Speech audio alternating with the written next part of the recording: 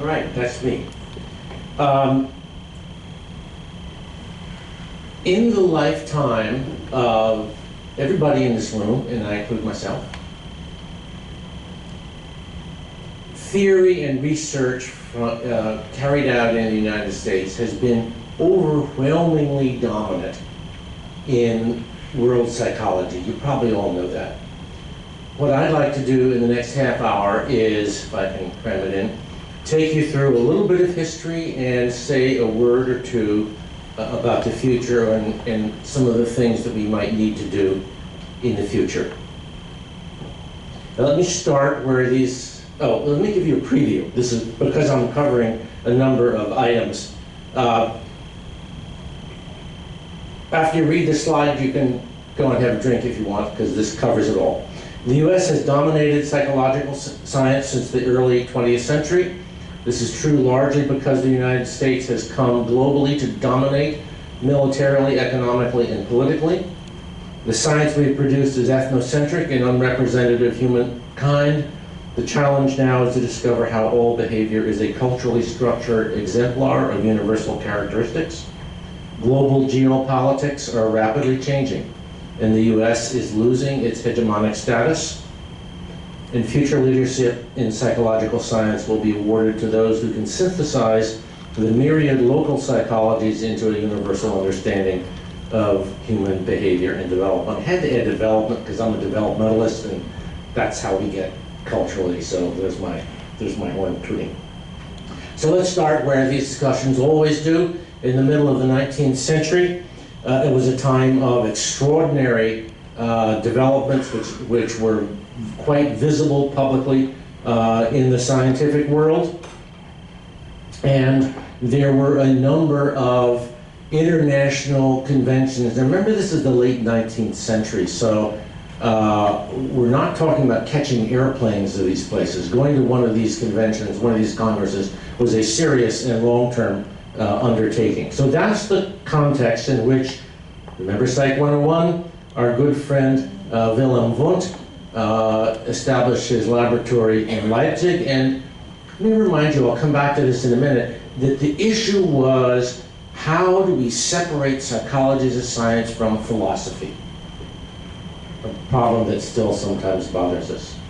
And then in 1889, the French International Congress of Psychology, which is, as American psychology looks to the Leibniz work, the Leipzig work as the beginnings of scientific psychology, the International Union of Psychological Science looks to the 1889 Congress of Psychology as the first one of our meetings.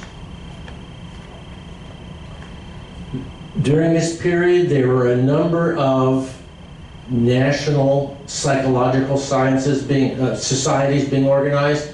1892, you may remember that, you may remember that, I've forgotten, not William James, but president of Clark University. Thank you, Stanley Hall. G. Stanley Hall was the first president.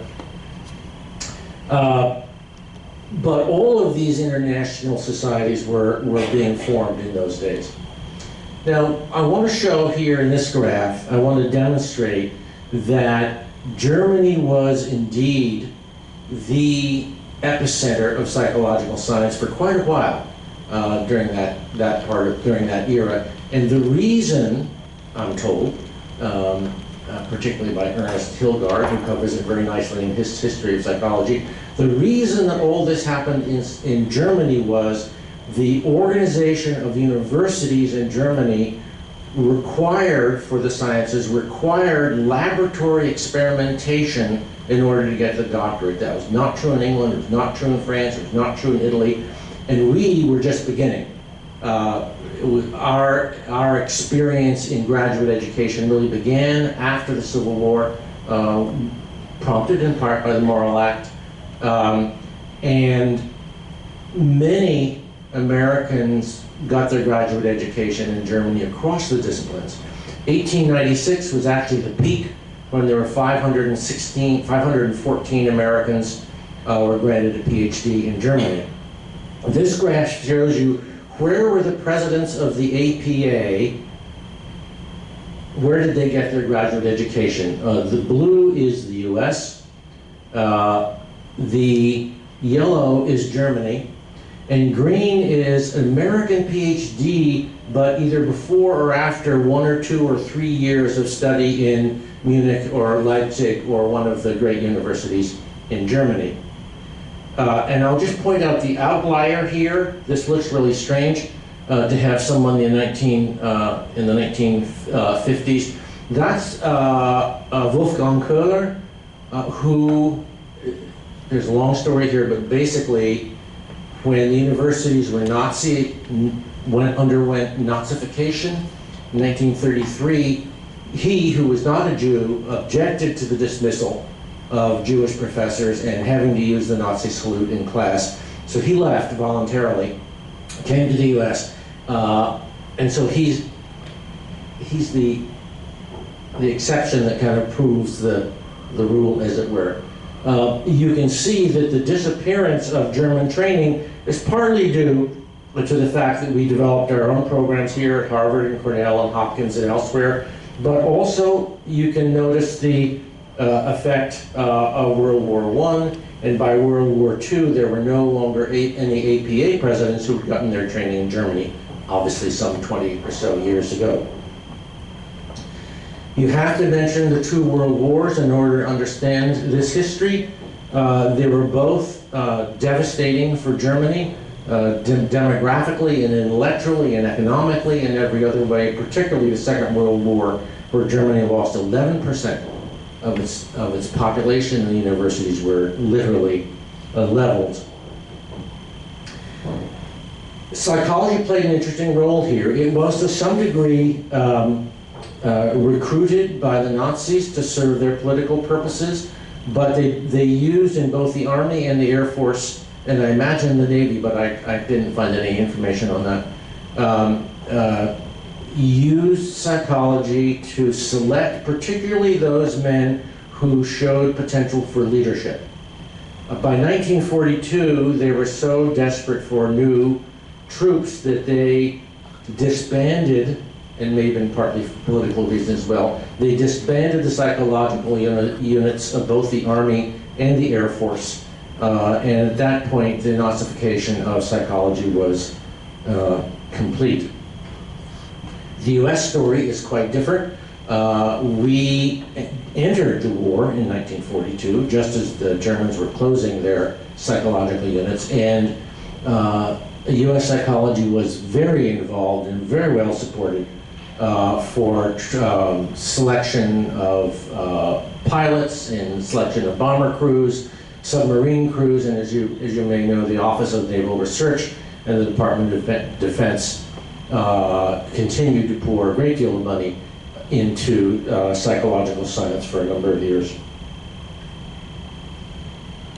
You can see that as well here in a graph of the number of degrees granted each year, PhDs, separated, pulled out both the non-clinical and the grand total, and you can see if you look at where this curve begins to rise around 1946, right after the war. It's partly obviously the money that was available for veterans to get training, but it's also because psychology had proved its worth, and the opportunities and need for psychologists grew very rapidly after World War II, and then has sort of leveled off. This data's a bit old, I'm not sure what's happening now, but anyway, you see my point there.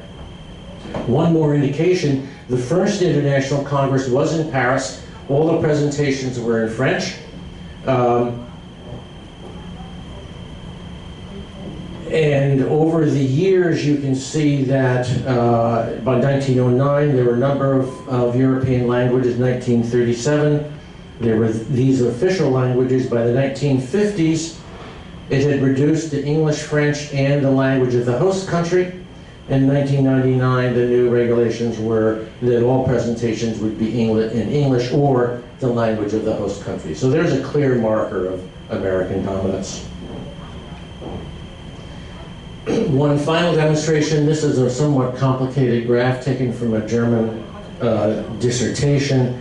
It shows the number, the percent of psychology publications in German, English, and French from 1894 to 1954. And let me point out a couple of salient points. There's an awful lot of German, which is the squares, and you can see that the triangles, which represent English publications, increased dramatically right after World War I. That is in large part because the German publications decreased dramatically. English publications then decreased for a while, in part as German publications increased. They began to get their act together. At the beginning of the World War II, German publications dropped off dramatically.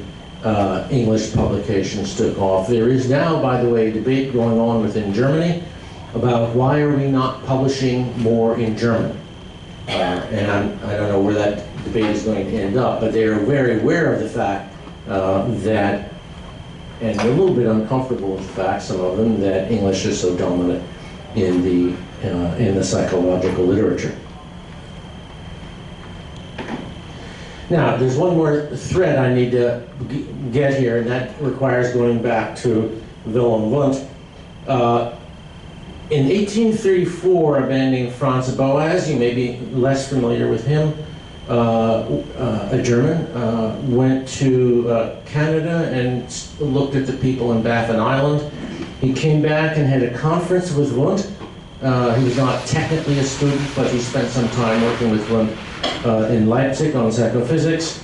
And in 1885, he in effect said, brass instruments are terrific, but it's not where psychology lies, it lies with the people. He went off and studied the Kwak-Udall in northwestern America and stayed to, in effect, found American empirical anthropology, which, as you may know, is quite different in substance and tone from the European version.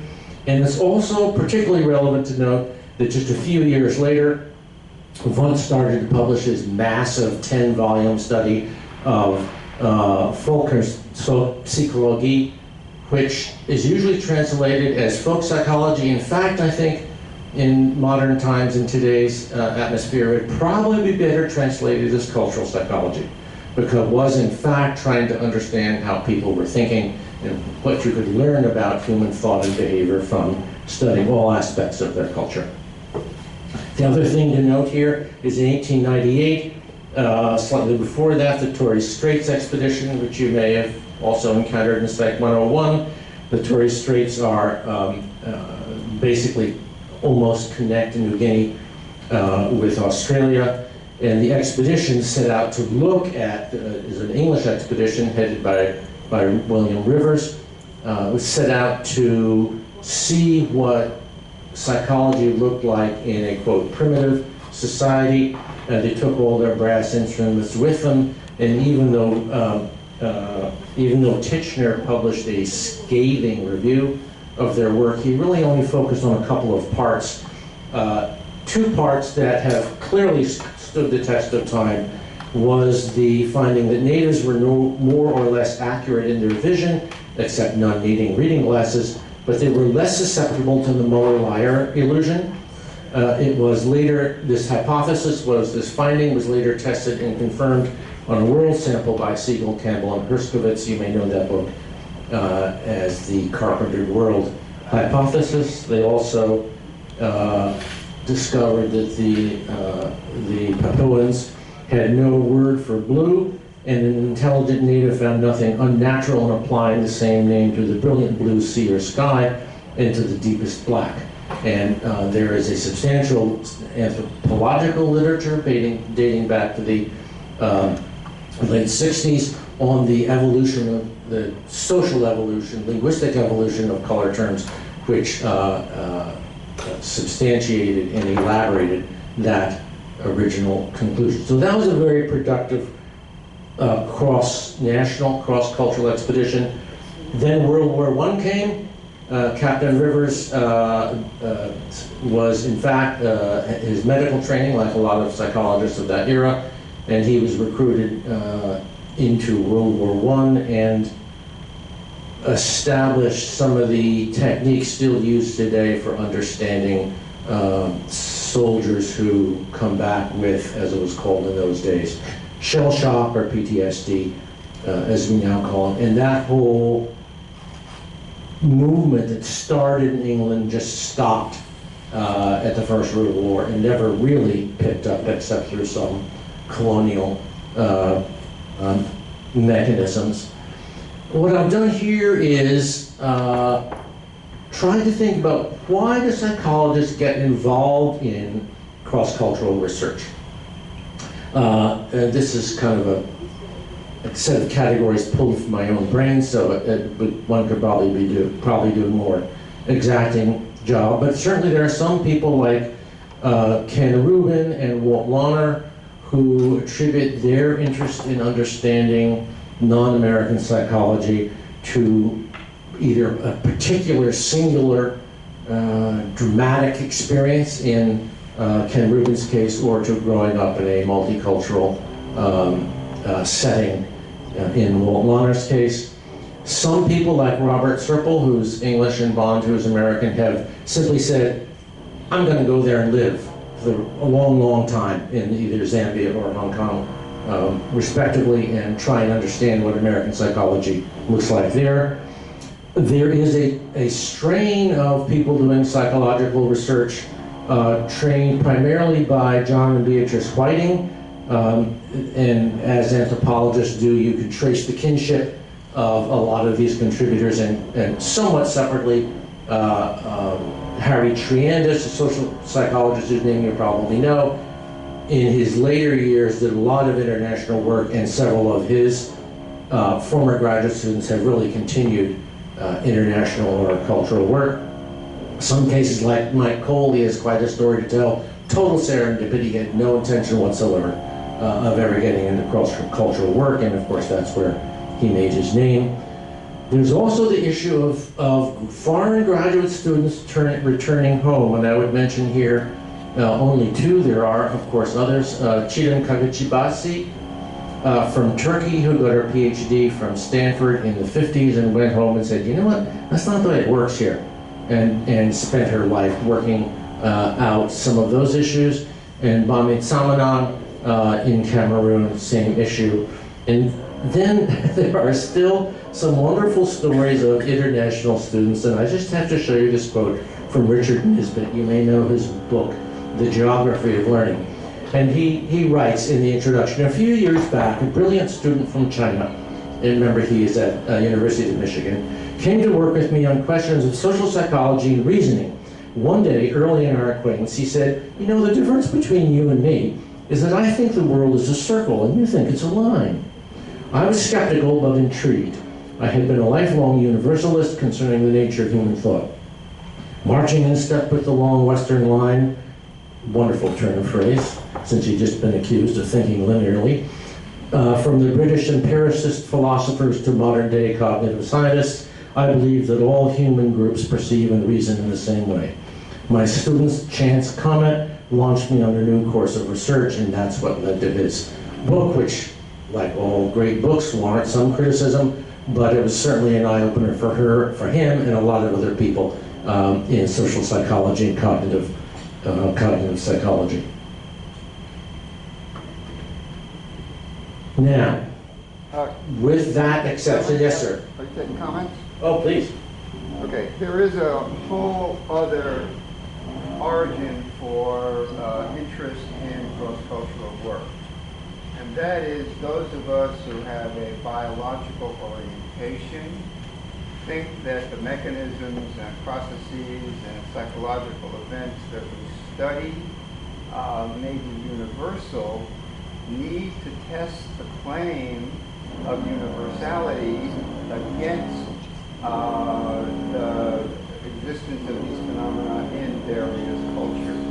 And so this covers work that goes from, for example, facial expressions of emotion to a whole raft of other issues in which the claim is that there is some biological component that all humans share, and the test of this has to be cross-cultural analysis, comparison. Thank you for that addition. That's a good point. It's a little, I guess I found it a little hard to include, which I should have done. It covers, as you indicate, a lot of animal psychologists and the evolutionary psychologists. And some folks, as you rightly indicate, have said, okay, that's true, let's look at it somewhere else. And that's an important contribution I will need to add to this. Rats are not people. Pardon? Rats are not people, but they are interesting organisms. It's true. It's true. So, yes, they're not people.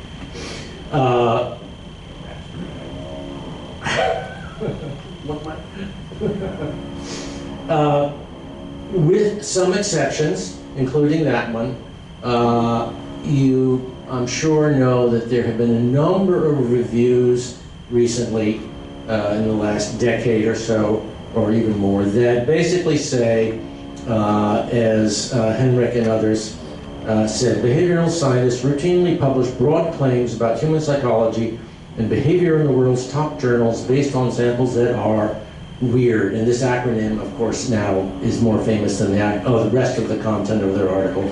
But then most of our subjects are Western, educated, individualistic, rich, and democratic, and consequently are unrepresentative of the world's population.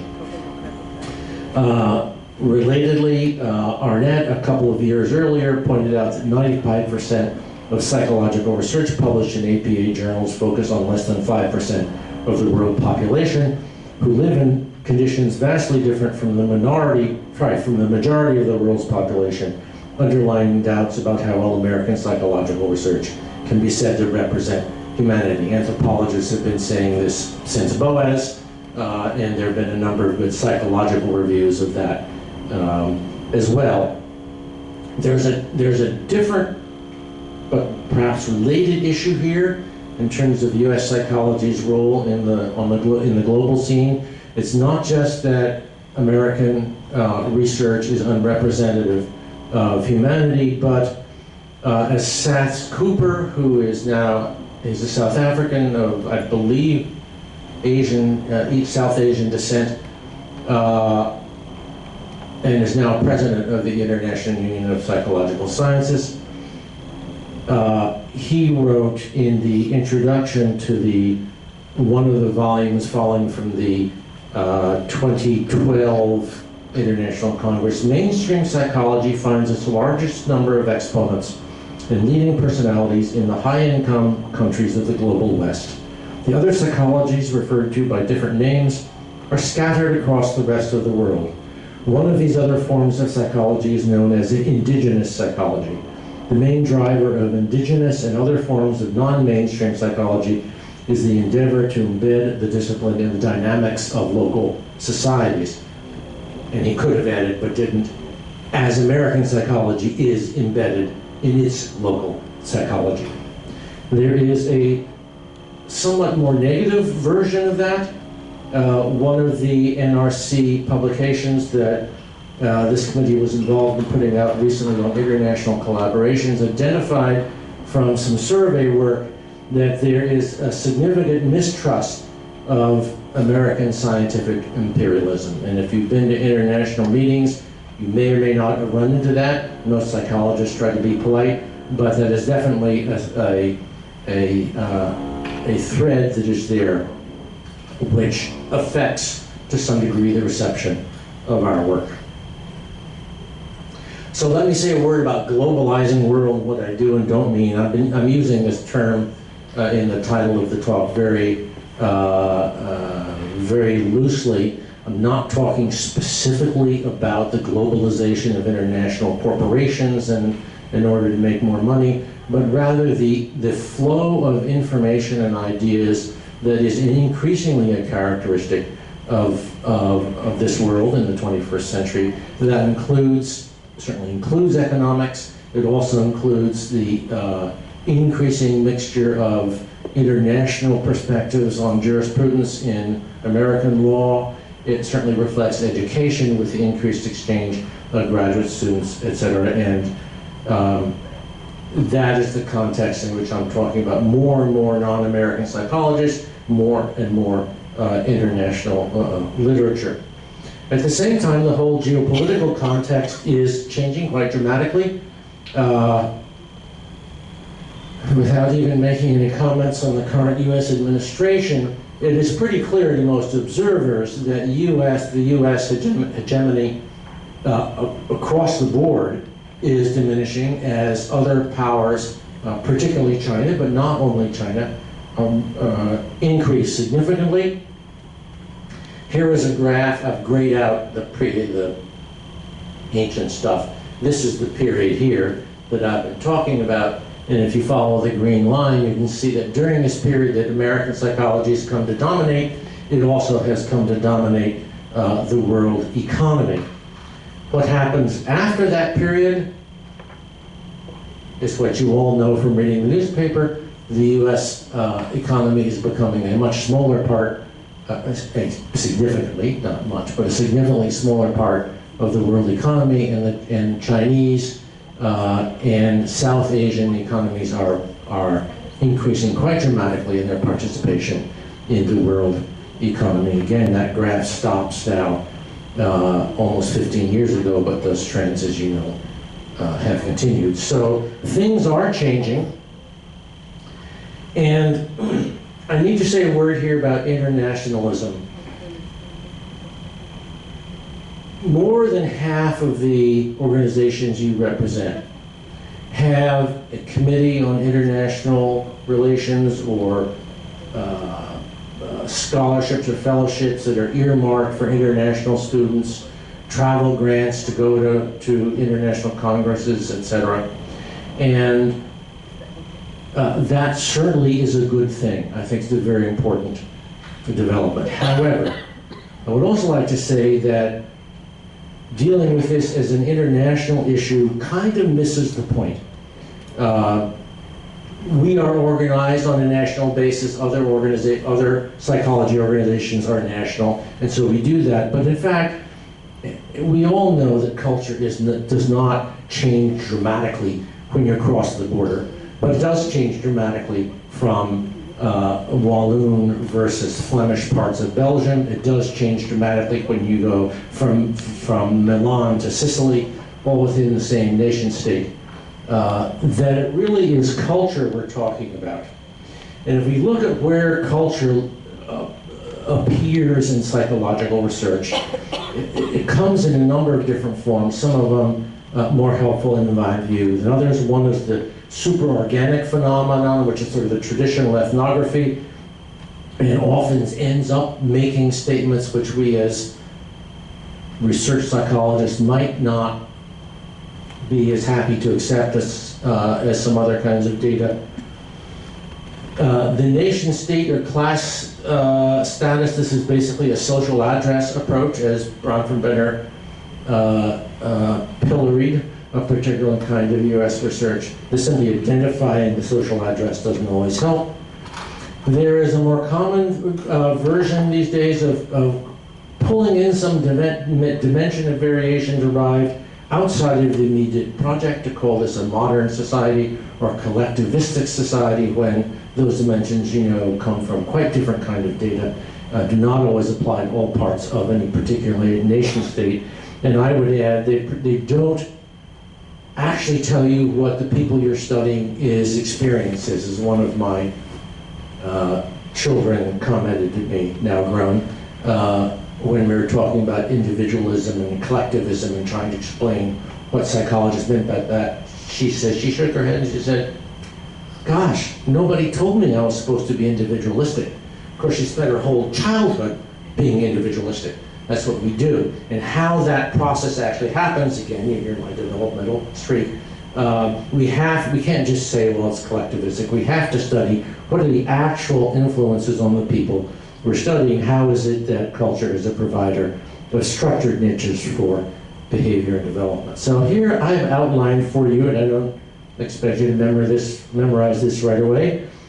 Here are some things that anthropologists think about culture that tends not to come to play in psychological research. And I would suggest that we will actually do better psychological research as we can tune our ears to some degree to these issues. First of all, Culture is shared among members of an interacting community, and it organizes meanings and actions across widely diverse domains.